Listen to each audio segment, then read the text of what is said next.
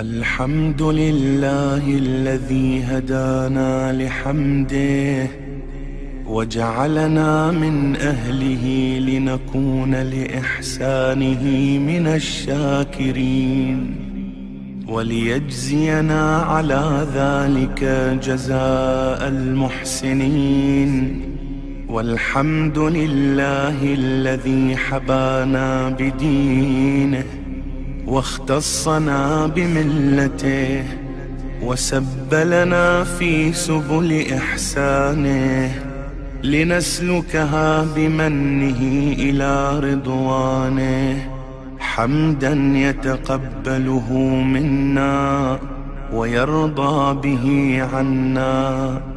والحمد لله الذي جعل من تلك السبل شهره شهر رمضان، شهر الصيام وشهر الإسلام وشهر الطهور وشهر التمحيص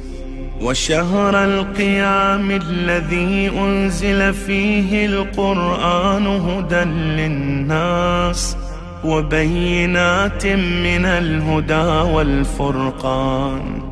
فأبان فضيلته على سائر الشهور بما جعل له من الحرمات الموفورة والفضائل المشهورة، فحرم فيه ما أحل في غيره إعظاما، وحجر فيه المطاعم والمشارب إكراما، وجعل له وقتا بينا لا يجيز جل وعز